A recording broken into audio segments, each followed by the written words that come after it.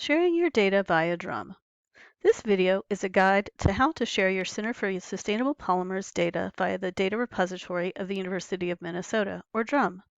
The Center for Sustainable Polymers developed this process for archiving data associated with its publications in conjunction with the University of Minnesota Libraries and American Chemical Society publications, with the goal of improving data sharing and reuse in response to federal and NSF requirements. Now let's talk about what you need to do to share your CSP data. There are 3 steps involved. First, prepare your data. Next, upload your data to drum. And finally, give the journal where you are submitting your manuscript access to the data. Let's discuss what is involved in preparing your data for sharing. This is the most labor-intensive part of the process. The goal of preparing your data is ensuring that if someone else needed to use your data, they could look at it and understand what you did without needing to ask you. Start by determining what data is relevant to the manuscript that you're submitting. You will want to include any data related to your manuscript, including spreadsheets, spectra and related data, images, code, or any other kinds of data files. Once you know what data you will be including, make sure that your data would make sense to another person looking at it. Is all of your data labeled clearly and logically? Are relevant units included everywhere they need to be? Are the conditions under which you collected your data, such as temperature or pressure, described? What instruments did you use to collect your data? In addition to making sure that the information in the files is accurate and complete, ensure that files and folders are well named. You want it to be clear what information is in each file and how the files relate to one another. Be descriptive and use consistent terminology. Some possibilities for naming include the type of data, substance being studied, or what figure it's associated with. What is important to know about this data? What would make sense to you if you were looking through your files a year from now? If you have multiple versions of files, name them alphanumerically so that they will sort properly.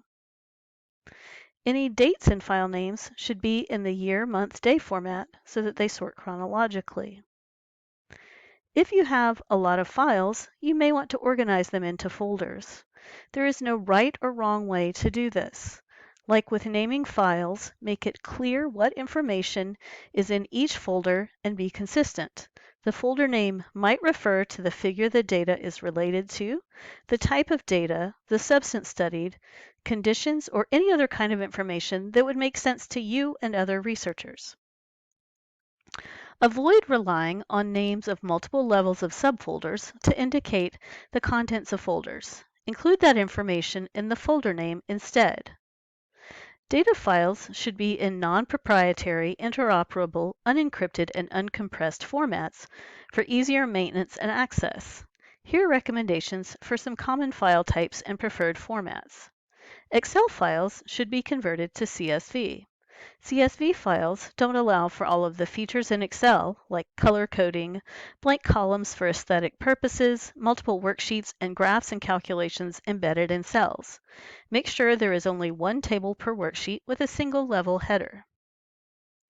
Some other common types of files that need to be converted before uploading them to drum include images, which need to be converted from formats like GIF or JPEG to TIFF files, which are uncompressed and allow us to make derivatives easily, and Word documents, which need to be converted to PDF or text files.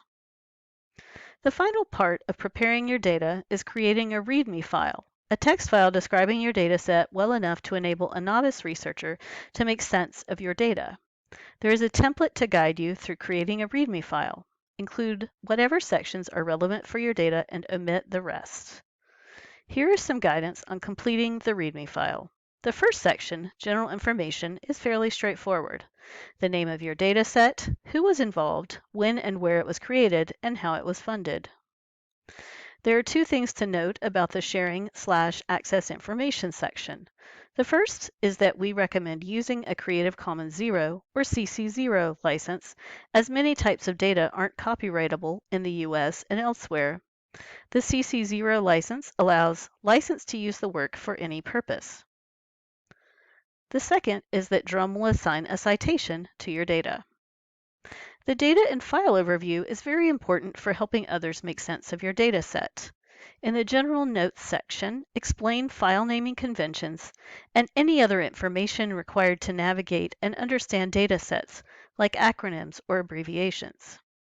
In the Files Contained section, in addition to listing the files contained in your dataset, specify file formats and what software is needed to open different file types. You will want to describe your data. Note any changes you made to your data, list what variables are used, explain oddities like blank cells and tables. You want it to be clear whether any data is missing. In the Relationship Between Files section, explain why particular files are included. Are they necessary to use another file? How do various files work together? The final section of the README document is methodological information. If you have already written your manuscript, you can use your Methods section. Add any relevant information that is not already addressed in the Methods section. Also specify who was responsible for what aspects of generating and analyzing the data. After you have prepared your data, the next step is uploading your data to Drum. The Data Repository of the University of Minnesota offers public data sharing for University of Minnesota students, staff, and faculty for all types of data. Drum has agreed to curate all CSP publications. Data submitted to Drum are curated by disciplinary experts. Because it is crawled by Google and full-text indexed, it is easier for other researchers to find. Drum also ensures that files are in open formats, migrates them to new formats as needed, and tests files to ensure they are still usable.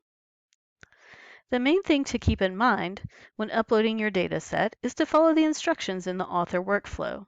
Note that you want to make sure to write peer reviewer access only to ensure that your dataset isn't made public prematurely. Add your README file and select your license. We recommend selecting the Creative Commons Zero license as previously mentioned. After you submit your dataset, the data curator will probably contact you with questions about your dataset as they ensure that everything is in order before finalizing your submission, and you may need to make changes to the data or README files. This is an image of the record for a dataset in Drum. You see the information about the dataset, including the Drum assigned DOI, and a list of linked files, including the README file. The third and final step is to give the journal access to the data. After you submit your data to Drum, it will be uploaded to Google Drive. A Drum curator will share the Google Drive link and a DOI that is not yet functioning. Add the DOI to your manuscript. Make sure that reviewers have anonymous access to the data in Google Drive, and let the journal editors know about the dataset. If you need to make changes to your data after peer review, contact Drum to make updates. Once your manuscript is published, contact CSP to let them know they can connect the manuscript citation with the original dataset. If you have any questions about preparing or uploading your data, please contact Drum at datarepo@umn.edu.